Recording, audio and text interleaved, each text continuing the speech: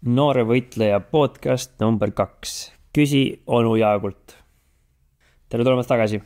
Nagu ma ütlesin eelmine kord, siis see on Noore võitleja podcast, kus küsime küsimusi onu Jaagult. Minu nimi on Remo ja olen onu Jaagu sõber ning endine teenistuskaaslane. Täna jagan teiega onu Jaagu vastuseid, sest ta ei saanud ise kohal tulla, kuid jättis mulle oma parimad õppetundide ette teile edasi anda.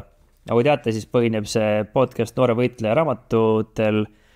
Esimene neist oli siis Nõrgukesest võitlejaks, et Eesti erioperatsioonide üksuse teekond. Räägib siis poisist nimega Mark, kes seisab silmitsi probleemidega, mida me kõik mingil hetkel kogeme. Ja keskendumegi siis nendele küsimustele, mis te meie käest küsinud juba olete. Et vaatame, mida siis onu Jaak arvab. Ja lisaks sellele täna vastame teie küsimustele, mis on saadud üle Eesti erinevatest kohtadest ja kohe alustamegi peale siis. Esimene küsimus. Millised treeningud sobivad 8- ja 10-aastastele lastele? See on väga hea küsimus ja onu Jaak vastas selle selliselt, et parimad harjutused sellises vanuses on keharaskustega harjutused, ehk siis kalisteenika. Kalisteniks ehk siis keharaskustega nende hulka kuuluvad lõuatõmbed, kätekõverdused, kõhulihad, harjutused, kükid ja hüpped, kosmonaudid. Ma ei tea, kas te teate, mis need kosmonaudid on, aga kui te ei tea, siis guugeldage või küsige oma vanemate käest, mis need on kosmonaudid või burpeed. See on selline kätekõverdus, allalaskmine ja siis üles hüppamine. Need harjutused aitavad sul saada tugevaks ja heasse füüsilisse vormi, kasutades ainult oma keha. Lisaks sellele soovitan joosta, ujuda ja teha sprinte. Võistelge oma sõprade ja õdede ja vendadega, et muuta treeningi lõbusaks. Samuti mõõtke oma tulemusi, näiteks kui kiiresti jooksete 100 meetrit, mängige erinevaid spordialasid, jalgpall, korvpall, pesapall, võrkpall, need kõik arendavad koordinatsiooni ja muudavad teid paremaks sportlaseks. Ja muidugi õppige jiu-jitsut, see on lõbus, õpetab distsipliini ja annab oskuse end kaitsta, lisaks hoiab see sind heas füüsilises vormis. Ehk siis Eestis on tegelikult päris palju selliseid spordiklubisid, jalgpallist, korvpallist kuni erinevate spordialadeni. Lisaks on meil ju erinevaid võitluskunstide klubisid, et siin Tartus näiteks on Võimla, Taljas on Estum, siis on seal veel spordiprogramm, Tartus on meil Englas, soovitan, et keda huvitab võitluskunstid, siis need on väga ägedad treeningud ja jiu-jitsut saab kõikides nendes neljas, mida ma mainisin ka harrastada. Et kui leiate oma kodukohas mingi ägeda treeningu koha, siis minge sinna trenni. Lisaks, mis ma võin öelda spordi tegemise kohta on see ka, et mina väiksena mängisin jalgpalli hästi palju, korvpalli hästi palju ja kui ma lõpuks sinna erioperatsioonide katsetel läksin, siis tegelikult ajateenistus, mis on siis Eestis selline noormehed lähevad ja saavad teadmisi sellest, mismoodi meeskonna tööd teha ja kuidas sõjaväes asjad käivad, siis seal on ka hästi palju spordi tegemist ja see spordi tegemist annab teile hea tervise. Ja soovitan, et mida lõbusam, mida rohkem inimesi, siis mulle alati on meeldinud teha siukseid spordialasid, kus ma saan teha asju teistega koos. Et ja nüüd, mõned mõtted, mille peale mõelda on see, et treeningi pea olema ainult nagu töö. Et see võib ka olla mäng. Küsi endalt, kuidas saan täna trenni teha nii, et see oleks lõbus. Ja need viisi, kuidas lõbusalt trenni teha on hästi palju. Et mina oma tütrega aeg-ajalt teeme selliseid lõbusaid mänge, jookseme, hüppame, kargame. Ja soovitan seda teha, et trenn on raske, aga mida mängulisemalt seda teete, seda lõbusam teil endal on ja teisel ka on. Teine küsimus. Kuidas mitte lasta hüüdnimedel end häirida? Ehk siis koolis antakse ikka hüüdnimesid üksteisele. Onu Jaak vastab siis selliselt, kui keegi paneb sulle hüüdnime ja see sind häirib, siis annab see neile jõudu. Hüüdnimed on lõks. Kui näitad, et see sind häirib, jätkavad nad seda, sest nad näevad, et see töötab. Lahendus on mitte näidata, et see sind häirib. Isegi kui see teeb haiget, lase neil seda näha, naera või naerata natuke ja tee nalja kaasa. Kui sa seda teed, võib kaotada hüüdnimed oma jõu, sest kui keegi ütleb sind, kutsub sind kuidagi, siis see võib probleemiks olla. Nii nagu raamatus Marki missioon, ehk teine osa, seisab Mark selle probleemiga silmitsi, kui klassivend Nathan kutsub teda taldriku näoks. Onu Jaak õpetab talle, kuidas selle olukorraga toimub tulla. Kui sa naerad selle üle, siis see enam ei loe ja lõpuks saab Mark sellest üle ja probleemid lahendavad. Et see on juba siis teises raamatus, et hetkel me tõlgime seda teist raamatut koos, et onu jagu lood saaksid välja tulla, aga kui me selle lõpuks ära tegime, siis te teate seda, saate selle koha ise ka läbi vaadata, aga sisuliselt narrimisega ongi see, et need on lihtsalt sõnad, mida keegi teie pihta viskab ja kui te ei lase sellest ennast mõjutada, siis tegelikult sellel inimesel, kes teid narrib, tal muutub igavaks. Iga kord, kui me reageerime nendele, siis see võib anda neile jõudu juurde, et nad tahavad veel rohkem kiusata ja narrida. Ehk siis mõtteaineks teile, naer võtab kiusalt võimu ära. Et kui te naerate selle üle, kui keegi viskab teile nalja, siis see võtab talt justkui nagu võimu ära ja tal polegi enam üldse millegist kinni haarata. Küsi endalt, kuidas saan naeratuse abil muuta midagi, mis mulle ei meeldi? Ja ma arvan, et see on üks hea teema, mida vanematega arutada, et kui teil ongi erinevaid probleeme, kui keegi teid narrib, siis arutage oma vanematega ja mõelge, mis võiks olla see, mismoodi seda olukord lahendada läbi naeratamise. Äkki leiate mingi ägeda lahenduse. 3. küsimus. Kas halvad lapsed kasvavad halvaks täiskasvanuks? Onu Jaak vastas. Kahjuks on vastus jah. Mõned kiuslikud lapsed ei muutu, kui nad kasvavad suureks. Aga sellepärast ongi tähtis olla noor võitleja. Sa õpid ennast kaitsma ja lase kiusajatel sind mõjutada. Tihti on kiusajad ebakindlad või neil on oma elus raskusi. Kui sa saad aru, et nende halb käitumine tuleneb nende enda probleemidest, aitab see sul jääda rahulikuks. Proovi olla nende vastu lahke. Vahel aitab see nende meelt muuta. Kui nad aga ikka jätkavad kiusamist, siis jää viisakaks ja lase ennast sellest heidutada. Eks ma arvan, et siin onu Jaagu nõuanne on väga hea, et aeg-ajalt juhtub tõesti niimoodi, et inimesed või noored, kellel ongi väga keeruline olukord, võib-olla on kodus raske, võib-olla neil on ema ei ole hästi tihti kodus, võib-olla isa pole hästi tihti kodus ja neil on mingid kodus probleemid ja nad ei saa piisavalt palju tähelepanu ja siis nad tulevad ja näitavad oma ebakindlust välja siis koolis teiste nooremate peal või teiste laste peal, kes on ka siis ebakindlad ja nad saavad siis sealt sellist oma nii-öelda ebakindlust välja näidata. Päriselt neil lihtsalt elus on, neil on lihtsalt raske.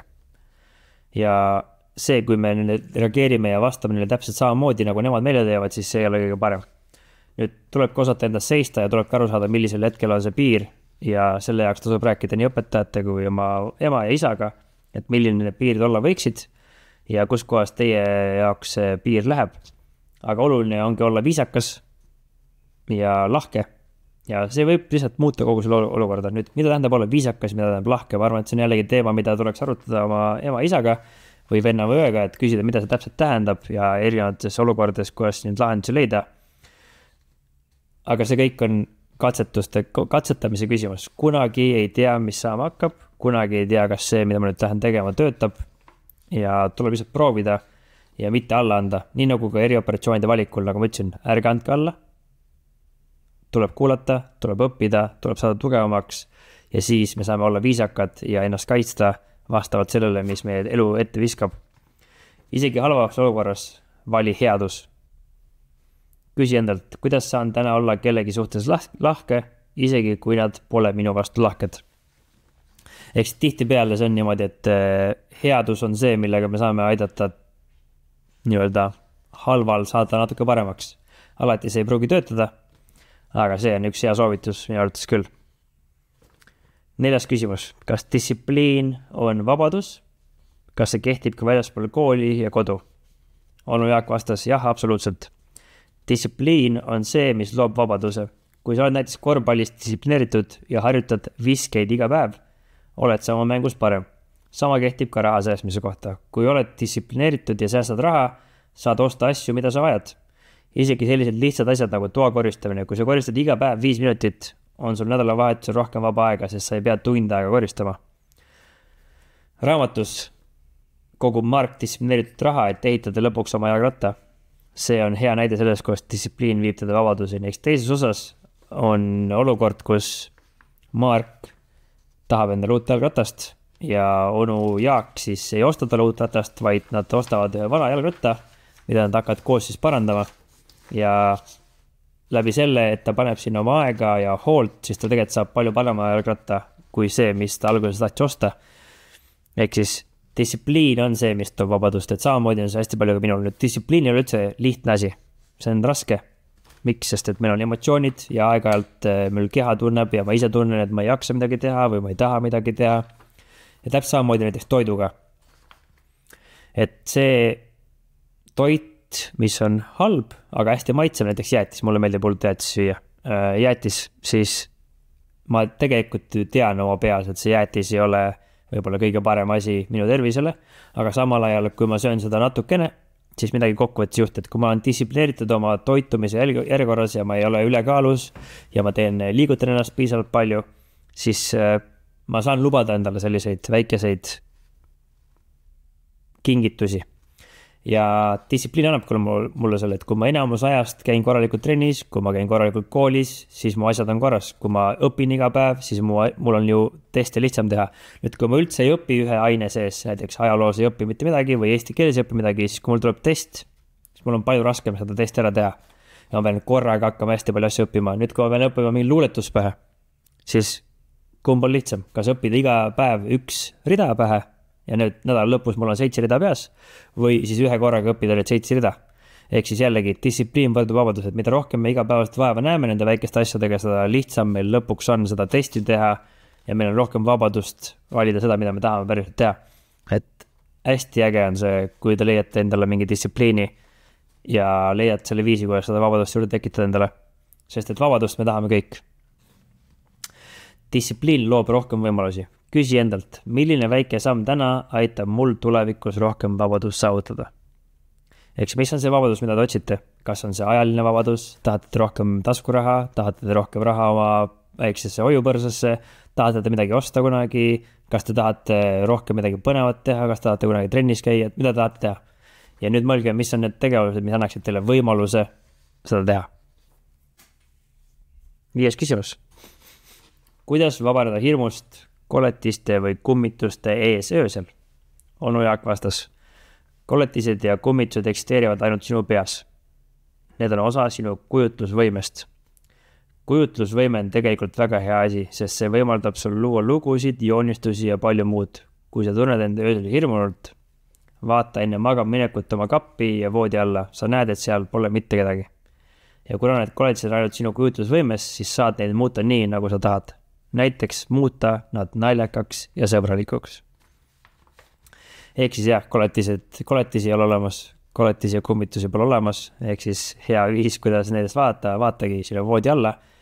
Ja kui sa paned toast tule kustu ja paned tule palema, siis tegelikult tuba on täpselt samasugune. Mitte midagi tegelikult ei muutu. Ja nüüd aeg-ajalt me mõtlemegi ise oma peas välja erinevaid hirmesid endale. Nüüd hirm ei ole üldse halb asi. See, et ma kardan, see on täiesti normaalne. Mina kardan täpselt samamoodi. Mina kardan erinevaid asju oma elus ja nüüd kokkuvõttes ongi see, et kas ma nüüd jätan selle pärast midagi tegemata või ma lähen oma hirmudele vastu ja üritan neist võitu saada. Ma ütlen seda, et tuleb neist võitu saada ja astuda neid hirmudele vastu. Ja kui ongi midagi, mida sa kardad, siis lihtsalt jaga seda oma lähedastega, venna, õega või oma ema või isaga ja kindlasti te koos leiate võimalusi, kuidas siis need õudused või teie kujutlusemes esinevad koletised muuta naljakaks ja sõbralikuks. Ehk siis kujutlusvõimel on väga suur jõud ja meil kõigil on väga hea kujutlusvõime. Et küsi endalt, kuidas saan oma kujutlusvõimet kasutada millegi positiivse loomiseks? Ehk siis mõelge, mis on need asjad, mida te saaksite mõelda. Äkki hakkate lambeid lugema enne magaminekut, äkki hakkate kuulama midagi, äkki kuulate seda sama juttu, mida ma praegu teile räägin. Ehk siis see on see, millele me saame keskenduda. Me saame valida, millele me mõtleme. Ja lihtsalt selle jaoks on vaja aega ja jällegi distsipliini ja tahet. 6. Ehk siis viimane küsimus täna. Millal saab jiu-jitsus kõik selgeks? Onu Jaak vastas niimoodi. Vastus on tegelikult, et mitte kunagi. Aga see peaks sind kurvaks tegema, sest see on hoopis rõõmustav. Kui ma olen jiu-jitsu treeninud 25 aastat ja ikka õppinud, see tähendab see, et on alati midagi uut avastada. Sama kehtib kellu kohta. Kui sa oled alandlik ja hoiad oma meele avatuna, võid alati midagi uut õppida. See on osa noore võitleja koodist, olla alandlik ja valmis õppima. Ehk siis ma olen hästi nõus siin onu Jaaguga kokkuvõttes ongi see, et elus ei lõpe mitte kunagi õppimine ära. Et koolis just kui me käime õppimas, aga tegelikult elus me õpime alati edasi. Ja see oskus, mismoodi õppida, on hästi oluline, sest et peale kooli ei jää lihtsalt aeg seisma ja nüüd te olete nagu valmis. Ei, te arvan, et elu lõpuni välja, mina õpin ikka. kuigi ma olen 35 juba ja mõne arvates hästi vana ilmselt ja mul on pikk habe, siis tegelikult ma ütlengi seda, et mina alati ikka õpin. Ma siiamaani teen vigu, ma siiamaani käin koolis, ma siiamaani harin ennast pidevalt erinevate asjadega. Õppimine on lõputu teekond, see ei saa mitte kunagi otsa, alati on midagi, mida õppida. Ja nüüd see hetk, kui sa arvad, et ei ole midagi õppida, siis see on tegelikult kõige ohtlikum koht. Näiteks lahinguväljal see meie jaoks on hästi oluline koht, sest me justkui peaksime olema nüüd valmis kõigeks, aga me ei ole kunagi kõigeks valmis. Ja mida siis endalt küsida? Mida saan täna õppida? Mis aitab mul kasvada? Ja kui ma iga päev jällegi küsin enda käest selle küsima, mida ma täna õppida saan ja õpin natukene seda asja, siis ma saan paremaks. Ja uskuge mind, see ongi kokkuvõttes selle kogu asja saladus. Õppida.